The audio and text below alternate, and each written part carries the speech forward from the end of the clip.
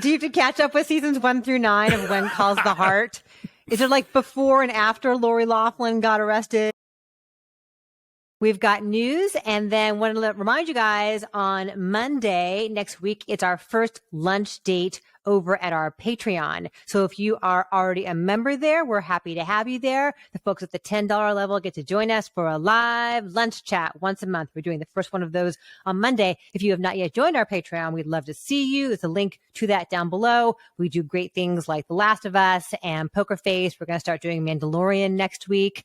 So all great stuff. That's happening on Monday, and we're going to do it on Riverside. Hey, Riverside, the place where you're seeing us right now in glorious 1080p. If you have meetings, if you have a podcast of your own or a YouTube channel of your own, or just like to say hi to people from the comfort of your own box, Riverside can do it for you. We've got a code and a discount. Breakfast 15 down below, get you 15% off of any subscription at any level. So come and join us in Riverside. Yes, we are also in award season besides being in Riverside, and the Oscars are going to try to avoid anyone getting slapped ever again by putting a crisis team in place. This is what they announced recently. We have a crisis team in place. We didn't handle the slap correctly, and had we had a team of ninjas to pounce on Will Smith, this wouldn't have happened. So I don't know what rises to the level of crisis team intervention. I don't know. I think Jane Krakowski just comes out and says, shut it down, shut it all down. I don't know. I don't know what they think a crisis team would have done, because it's such a gray area with like egos and stuff. I mean, my thought goes to that. Remember in Monsters Inc., there's the people in like the yellow safety suits who come in and like, but I don't know. I don't know what even that is supposed to look like, but clearly they were caught with their pants all the way down when the slap happened last year. So yes, I guess if you have to start thinking about contingencies, then that's always a good thing. I just don't know what that looks like.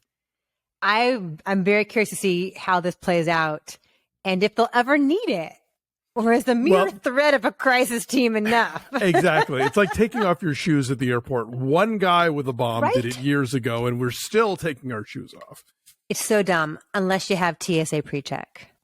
And then you can keep your shoes on. Fancy. We don't have to take our shoes off. This weekend is the SAG Awards. Yes. They aren't always the best predictor of the Oscars. They have a Best Ensemble category, which is tantamount to Best Picture. In that category, we have Banshees of Inisherin, Babylon, Women Talking, Everything Everywhere All at Once, and The Fabelmans. Now, I can imagine a world in which perhaps the Banshees of Inisherin wins Best Ensemble at SAG, but then Everything Everywhere wins Best Picture. Yeah, there's a lot of ways that it could certainly go. I think my experience with the SAG Awards has been like, find out who sent out their screener first. That usually seems to be like the year of Crash. It kind of came out later that was the screener that everybody got, and that was one of the big reasons why it did so well in various places. So who knows?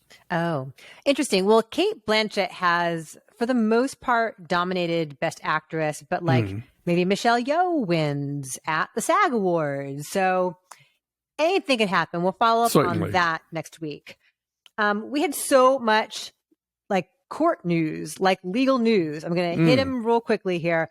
Harvey Weinstein was sentenced yesterday to 16 more years in prison for the LA rape case. This is on top of the 23 years he was already sentenced to in New York. The Jane Doe, whose accusations are the ones that brought the conviction, the rape conviction this time around. She has a big interview in The Hollywood Reporter.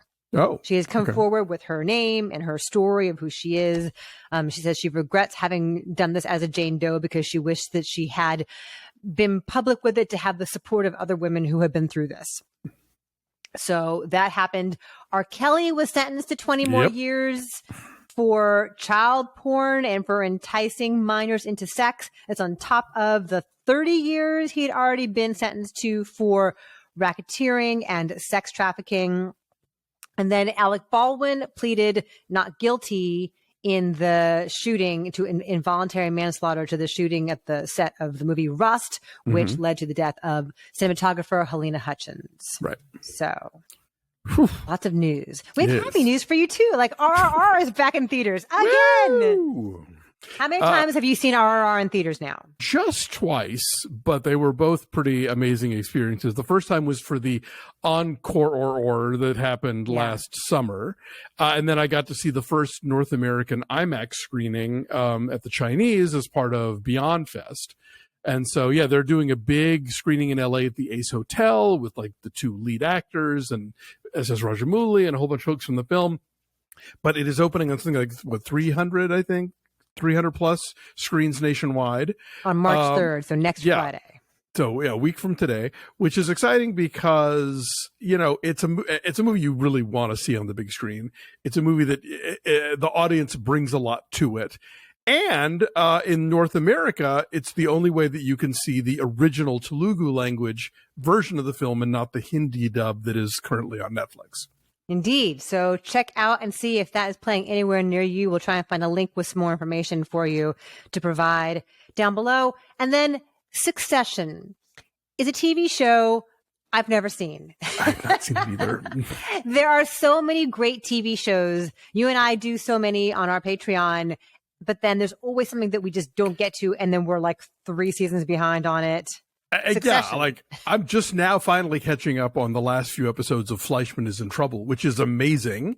But yeah, it's like there's just too much to keep up with. And once a show it's a multi-season thing and you're like more than a season behind, it's just like, Right. It's hard. So anyway, they're going to end Succession at season 4. Season 4 is going to begin March 26th. In an ordinary world, where we didn't have the Oscars coming up and I wasn't running the LA Marathon on March 19th, I would say, hey, maybe we can catch up with Succession before season 4 begins.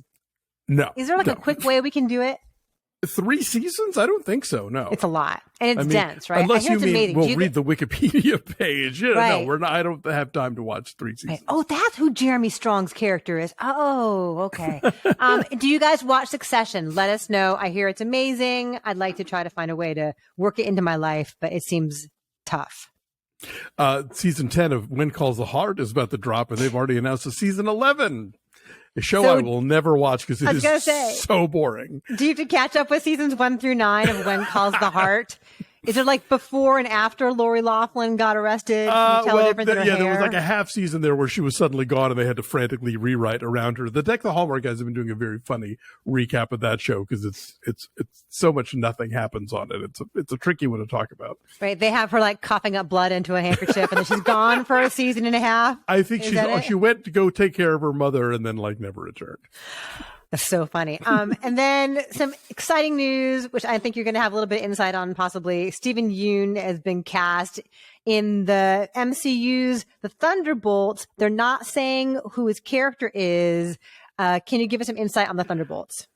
Okay, I know the tiniest bit about the Thunderbolts, but my understanding is that basically the Thunderbolts is so Thunderbolt Ross is General Ross, Betty's dad in the Hulk world, you know, his awful father-in-law, and he basically has this government sanctioned team of superheroes because the Avengers and everybody else is too rogue for them. They want to have ones they control.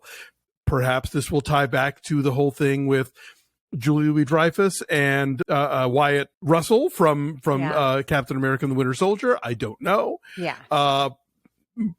I'm sure they'll tell us in the comments. I'm just guessing, but nonetheless, the Thunderbolts, that's what the deal is. And that's where they've announced that title a while ago. And so I guess now they're starting to fill in who the actual Thunderbolts are going to be. And one of them will be Stephen Yeun. Yeah. So it's Yelena and it's Valentina, right? Yeah. Is it maybe also David Harbour? I don't know about David Harbour. I don't know. I don't know. But anyway, but they've not said who Stephen Yeun is, but there's like rampant speculation as to who he might be because maybe there's an Asian version of Hulk, like a Korean American version of Hulk. And that would make sense. Anyway, it's a lot. You know what? That comic's been around for like 60 years. Yeah. Anything is possible. Yes. But anything that he does, I am happy to see. So I look forward to his inclusion anywhere. So more Stephen Yeun, please.